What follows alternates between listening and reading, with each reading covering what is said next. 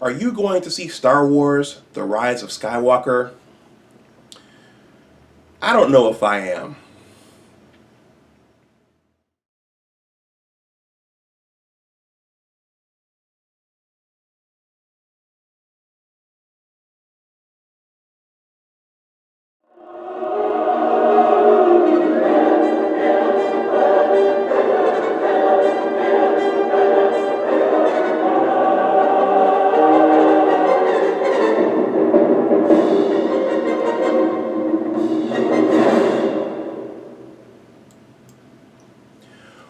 Welcome back to my channel. My name is Dr. Anwar Youssef Dunbar.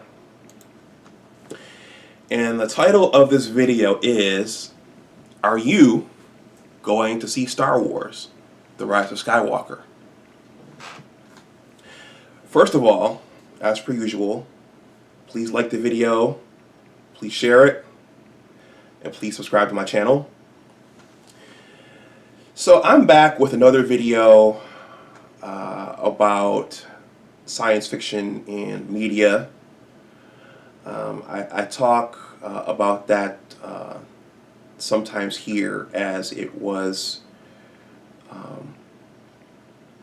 an integral part of my childhood, and even now as an adult, I still, think about comic books, and I still love superhero movies and science fiction movies and those kinds of things. And I talked about that a little bit in my previous video about being a nerd. And I want to shout out my older brother Amal. When I was in graduate school and going through that journey, he encouraged, I think he got me a copy of Kingdom Come, which was a graphic novel in the DC universe, which was illustrated by Alex Ross, and I think the story was by Mark Waid. Don't quote me on that, but him getting that for me or encouraging me to read it really got me back into this stuff, because I dropped off in middle school and just for the most part became consumed by basketball and girls. Anyway, I digress. So as my video topics vary on this channel, I've created a playlist for all of my movie and science fiction related videos, and I'm right now trying to categorize all my videos right now in playlists, so when people come to my channel they can just kind of find what they want and go there, until I break this channel off into other channels if it gets big enough. And I would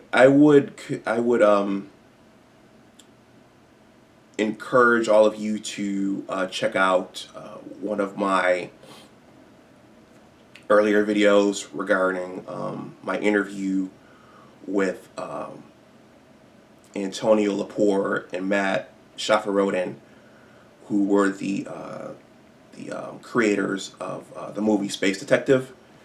It's an independent science fiction film that my brother Amal actually helped create by way of the visual effects. I'm going to leave that in the description box below, but since we're here talking about science fiction and media, I just wanted to say, I would encourage you all to check that out as well. It's a very cool interview, and they put a lot of work into that movie, and it's out in the market now for sale. So, with Star Wars: The Rise of Skywalker opening on December 20th, there are lots of videos on YouTube, which my particular algorithm has caught. So this weekend I was watching a lot of videos on the Star Wars saga, the history of it, and what's happened to the franchise since Disney took it over. Give me a second here while I enlarge my screen. Yeah, so the history of the franchise and what's happened to it since Disney has taken it over. This weekend I watched two pretty cool videos. The first one was called Empire of Dreams, the story of the Star Wars trilogy. And that kind of talks about how, or chronicles how George Lucas first conceived of the idea and all of the challenges he went through creating the first trilogy and what his initial goals are and how he changed as a director and a producer throughout the process. So that's a very cool documentary that I enjoyed. The second one was entitled Bill Whittle on How Social Justice Killed Star Wars. And also, there's another video I'm going to leave in the description box about how Disney has mismanaged the franchise in the eyes of many Star Wars traditionalists. So this video was in part inspired by Juan Valdez, also known as the Angry Man. I shouted him out in my last video about accepting yourself as a nerd. And so Angry Man, he talks about men's issues, and lately he's been talking about, well, among other things, how the social justice narratives are impacting men and, the lives of men. And one particular night, the Angry Man discussed how a lot of our traditional franchises, our science fiction movies, the Avengers, and how many of our traditional stories are being destroyed by the social justice narratives and the need to put women in everything and the need to make women the protagonists of all these stories and the need to make female versions of our existing male protagonists. And I'm going to come back to that in a little while. But, he basically said that a lot of these franchises are being destroyed by the need to change them up and reshape them and repackage them for today's social justice narratives. But, it wasn't just that. The Angry Man pointed out that in the case of Star Wars in particular, and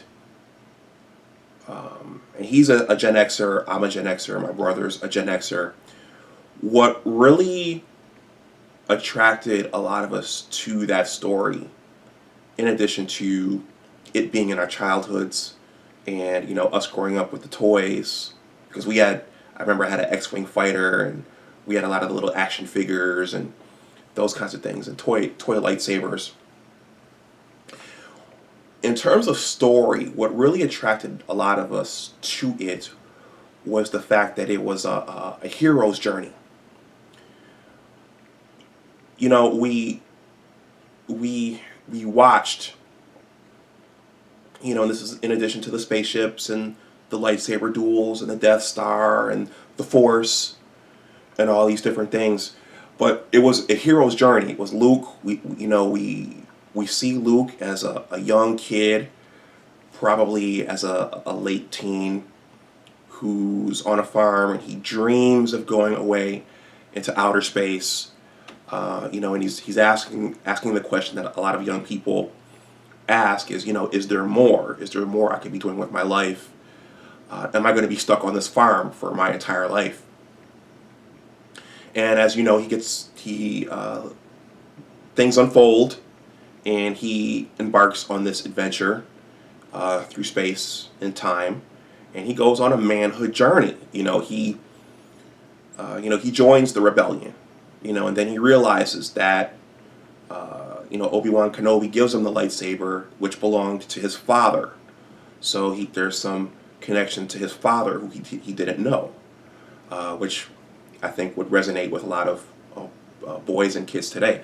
But he also realizes that he has this force power,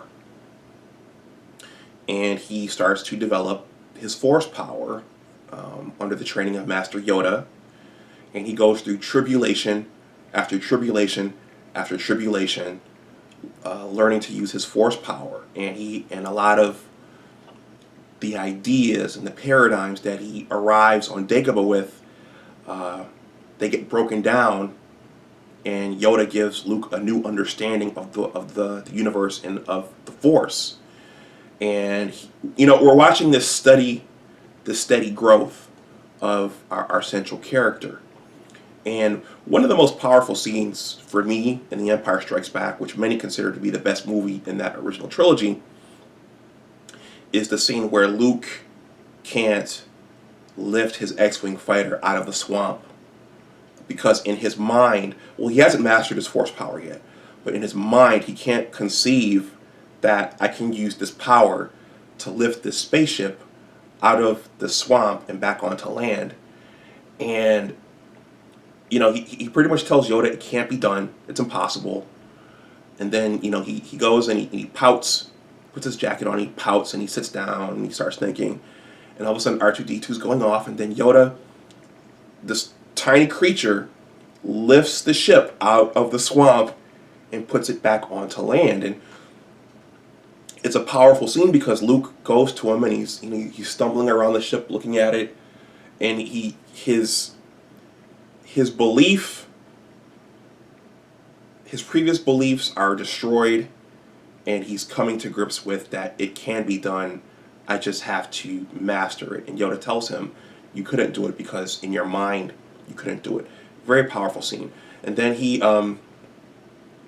later in the movie, against his mentor's teaching, he rushes to face Darth Vader, which, again, that mirrors a lot of youth. A lot of youth defy what their mentors and their adults say, and they go out and they do something, and they learn a lesson, a very harsh lesson. In this case, Luke, lost his hand, and as a child watching that was very powerful. Here's our main character, and his hand's getting chopped off by the bad guy. So that was kind of cool. But when you look at that globally, that's that gradual loss of innocence, which all of us go through. All of us go through at some point a loss of innocence. We perceive the world as one way, and then we go out and we see actually how hard life is, and we see that there are actually consequences for going against some of the things that our elders and our teachers and our mentors have tried to warn us against. And then Luke comes back in the Return of the Jedi, and he's strong, and he's confident, and he's got more of a stern face, and he's mastered his craft, and he's got this new green lightsaber that he's built, and he defeats Darth Vader, and he redeems his father, and his father turns good. But the point of all this is that there was a journey there. He starts off young and innocent, and he becomes strong and powerful and wise, but there are growing pains along the way. And in addition to all of the action adventure, that's kind of what I think resonated with me and has stayed with me and a lot of others over the years. I didn't intend to spend that much time on that piece, but it's an important piece.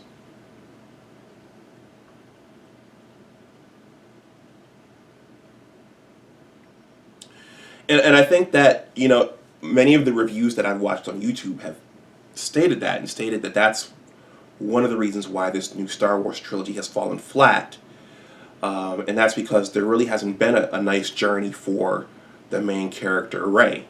And just by magic, she knew in the first movie, The Force Awakens, she knew how to wield a lightsaber. She knew how to fly the Millennium Falcon, and she was able to defeat or match the current bad guy, Kylo Ren. And when I thought back to watching the movie, I actually did say to myself, how does she know how to do this? How does she know how to wield the lightsaber? How does she know to use the Force? How does she know how to fly the Millennium Falcon? How is she opposing Kylo Ren? There was no build-up to her being able to match Kylo Ren. And I didn't think Kylo Ren has really,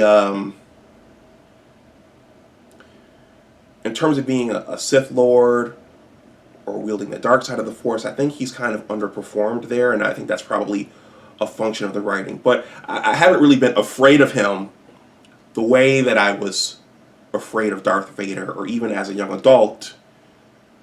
You know, with Darth Maul, there was some, okay, this is a bad dude, this is a bad guy. And even with Count Dooku in Episode 2 and then in Episode 3, there was some, okay, are Jedi's going to be able to defeat Count Dooku? Are they going to be able to defeat Darth Sidious? So Kylo Ren is kind of underperformed there.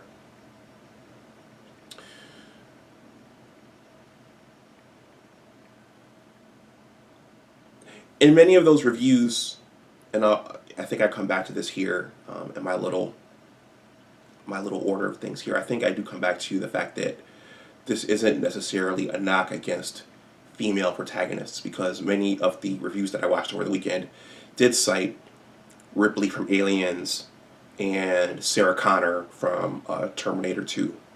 So we have seen strong female protagonists who have been in good stories that have lasted the test of time.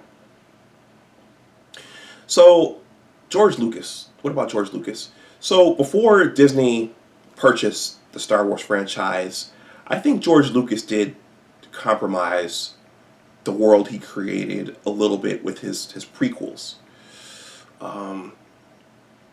You know, a lot of folks were very critical of Jar Jar Binks in the first movie. I didn't think it was that bad, but it did add a level of goofiness to that first movie. The second movie I thought was okay. Attack of the Clones. You know, we didn't need to know where the stormtroopers came from. I thought what dragged that movie down was the love story. It was kind of funny and it was kind of silly. You know, and we did need to know what happened to Anakin's mother and how he turned. So I thought George could have let someone else write the love story portion of it, or that just could have been done better. I thought it ended kind of darkly, which was good. And then, you know, in Revenge of the Sith, I thought that was okay. I thought it was the way they wrote it up. It was kind of rushed in a way, and a lot was packed into that movie. I was disappointed at the end. I wanted to see Anakin's eyes turn like glowing red or something like that, and I wanted to see Anakin wield the red lightsaber when he battled Obi-Wan, as opposed to the two blue lightsabers fighting one another. So I thought that there were some things about that third movie that could have been better, but it kept us on track for what we knew the original trilogy was and was supposed to be. What's interesting is that in the Bill Whittle video, which again is going to be in the description box below, he pointed out that directors like George Lucas and Steven Spielberg became more liberal in the late 1990s. And so he stated that in the very first Star Wars movie, in that classic scene where Greedo, Buta Solo, where Greedo confronts Han Solo in the cantina, Bill Whittle pointed out that in the original movie, Han Solo shot first. He didn't wait. And Bill Whittle pointed out that when George Lucas went back and doctored up the movies, he made it so that Greedo shot first and Han Solo shot second in self-defense. But what that did is it changed the original movie from Han Solo just being a badass and shooting Greedo first. So this goes back to, once again, going more over to a social justice and putting political narratives and changing the way the movie originally was to something a little softer and less badass. I'm just going to say badass, because Han shooting first, the way it was originally designed, that was badass. And this is a reflection of society becoming more soft and more, just more soft. So again, there's nothing wrong with female characters and protagonists. I'm going to shout out my brother Amal Dunbar here again, because at one point we both got Xboxes, and I think we both enjoyed playing Star Wars Knights of the Old Republic. This was a fun role-playing game, and I was surprised to hear my brother say that he created a female character in the story, because in the game you can create you can decide your character, they're basically their ethnicity, their hairstyle, all these different things, and he chose a female character. But I'm saying that to say that there's nothing wrong with having a female protagonist or female protagonists. But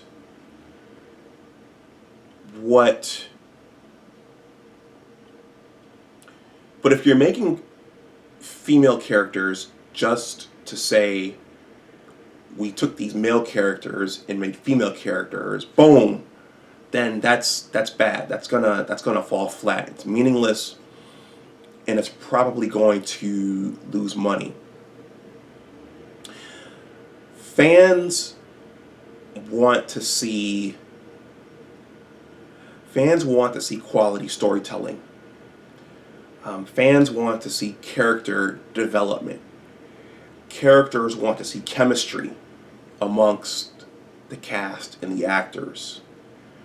And the perfect example of this is the Avengers. In the Avengers, again, we started off, Tony Stark was this young, punky, arrogant owner of Stark Industries. And over the course of the entire Avengers arc, we saw him transform into a family man. We saw him transform into someone who cared about the team, someone who was self-sacrificing. And so we saw that transition over a series of movies. Captain America, we saw him turn into the super soldier in the first movie. We saw him sacrifice himself, and what we thought, we saw him potentially lose the love of his life forever in Agent Carter. And we saw him throughout the Avengers arc, continuously thinking back and saying, okay, am I ever going to experience love? Am I ever going to settle down? And then at the end, because Tony created the quantum tunnel, we saw him be able to go back and have that life with Agent Carter. But the point is, we saw this nice transition over a series of movies. We saw these characters grow from who they were to who they became. And we saw them make numerous decisions. I don't like the fact that Captain America went away forever to be with Agent Carter, and that as of now we don't know if he's coming back in the MCU, but we saw him make that transition. And then in the middle, with Captain America Civil War, we saw the team break apart. We saw them fight. We saw them fall out and have to make up in Avengers Endgame. So that's what you want to see, regardless of whether the characters are males or females or men and women. You want to see that arc and that growth. And I'm going to leave one more video in the description box below, and this one was an interview of Anthony Mackie, who played Falcon in the Avengers movies. And one of the things he said that really, really resonated with me, because I'm working on a book project now myself, and I wrestled with this question. He said that one of the major changes in the movie industry from the way it used to be is that, as opposed to making movies directed at certain audiences, they used to just make great movies, and whoever gravitated towards those movies gravitated towards those movies. So that's a very interesting paradigm shift. So now it seems like, according to what he was saying, now they're making movies at specific groups to make specific groups feel welcome. as opposed to just creating something great. And I think we need to go back to just making things that are great, and whoever gravitates towards those is who gravitates towards them. I think we need to stay true to the storylines. For example, I watched another Marvel review video last week. I don't think Magneto needs to be black. I think Magneto is German. He's a Holocaust survivor.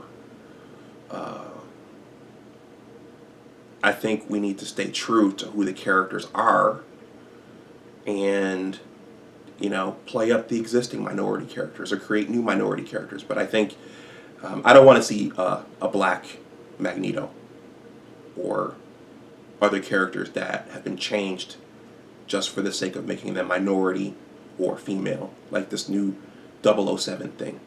I'm going to leave Paul Elam's video in the description box below about who cares that you've made 007 female. In any case, this video has gone long enough, much longer than I thought it would go. But let me know what you think in the comment section below. Please like the video, please share it, and please subscribe to my channel. Always remember that your attitude determines your altitude. Take care, and I'll talk to you the next time. Bye-bye.